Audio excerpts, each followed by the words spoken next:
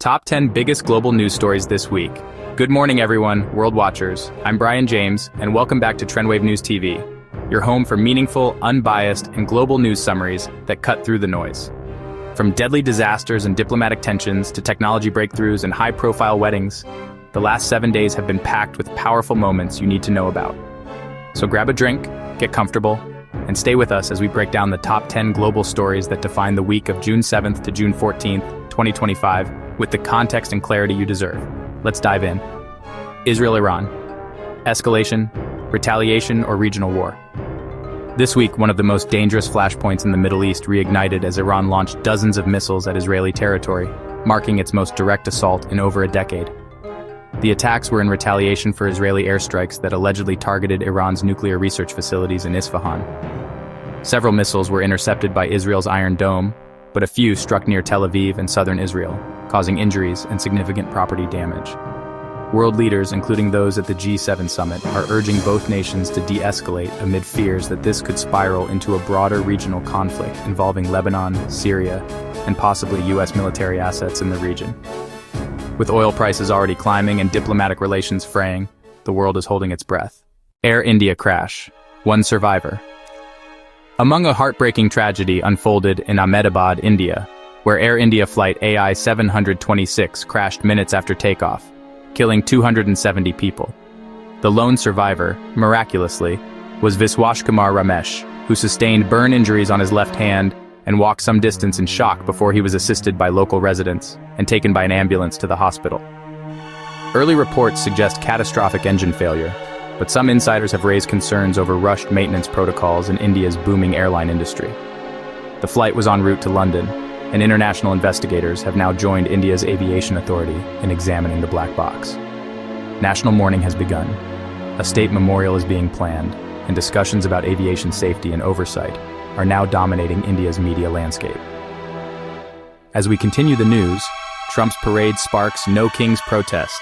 Washington, D.C. witnessed a spectacle this week as President Donald Trump hosted a massive 250th Army birthday parade, complete with tanks, military flyovers, and an address from the Capitol steps. But the glitz was overshadowed by swelling crowds of protesters carrying signs like "No Kings in a Democracy" and "America is not a stage." The No Kings protest movement has gained momentum, accusing Trump of using military imagery for political theater. This event marks a growing divide in American political culture between those who see Trump as a patriot and those who see authoritarian overreach. The day started off with targeted shootings rocking Minnesota politics. Minnesota is grieving and shaken after 2 targeted shootings of public officials. A former Speaker of the State House, Melissa Hoffman, along with her husband John Hoffman, were fatally shot in what appears to be a planned attack at their home. Hours later, a sitting state senator was critically injured in a drive-by shooting. Investigators are exploring links to far-right domestic terror groups. The attacks have reignited debates on gun control, especially when it comes to the safety of public servants. Governor Walz has called for calm, but warned that the line between political disagreement and violence must never be blurred. On the world stage, G7 summit turns tense. Trump reignites trade war. The annual G7 summit in Canada was anything but business as usual. President Trump revived threats of steep global tariffs, particularly targeting EU auto imports and Chinese tech. While trade was the agenda, climate cooperation, AI regulation, and military strategy also took center stage, often with little consensus. French President Macron openly challenged Trump's approach, stating, "Allies don't place ultimatums, they build bridges." The global financial markets reacted nervously, with investors fearing the return of a major trade war. Emma Raducanu withdraws. Wimbledon in doubt? British tennis sensation. Emma Raducanu stunned fans by pulling out of the Berlin Open just days before Wimbledon. Her team cited a back injury, but sources say the problem may be more long-term than previously revealed. Emma, who became a global icon after her 2021 US Open win, has faced mounting pressure to return to form. Mental and physical burnout among young athletes is again making headlines, and Raducanu is now the face of that conversation. Whether she'll make it to center court this summer is still unknown. In the world of technology, Scale AI hits $29 billion valuation after Meta deal. In Silicon Valley, Scale AI, a company focused on artificial intelligence for defense and enterprise, just received a major investment from Meta, pushing its valuation to an eye-watering $29 billion. This move signals Meta's deeper commitment to AI dominance, with Scale's data infrastructure now being embedded into social media, military tech, and even space innovation. Critics are concerned about the implications of AI being controlled by a few powerful players, especially with ongoing debates about misinformation, surveillance, and autonomous weapons. On the housing front, UK homeowners revolt over freehold fees. In the UK, homeowners are rising up over what they call a freehold fraud.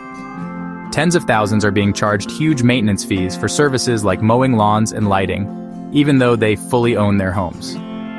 With no regulation, estate management companies are able to raise fees without consultation, prompting class action lawsuits and viral online campaigns.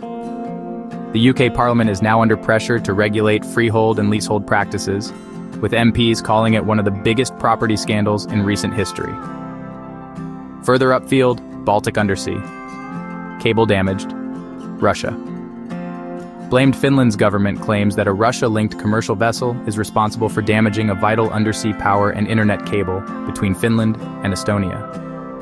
This incident mirrors previous cases of sabotage in the Baltic region and has led to calls for NATO to boost underwater surveillance. Experts say this is part of Russia's new grey warfare strategy, using non-military tools to disrupt European infrastructure without declaring war. Finally, Bezos-Sanchez Venice wedding sparks luxury debate. Finally, in celebrity news, billionaire Jeff Bezos and Lauren Sanchez are tying the knot in a Venetian villa, surrounded by Europe's elite and A-list stars. Guests rumored to attend include Oprah, Beyoncé, DiCaprio, and even European royalty. But the lavish affair is drawing criticism for its excessive spending during a time of global economic hardship. Bezos has remained quiet, but sources say this is just the first of a series of elite private events surrounding the wedding week. There you have it. The world in 10 headlines. Behind each story is a lesson, a warning, or a glimpse into our shared future. Which story impacted you the most? The tragic loss in India? The rising geopolitical tensions? Or the way tech giants are shaping tomorrow? Let us know in the comments. And remember, we bring you not just the headlines, but the heart of the story. Subscribe, share, and stay informed.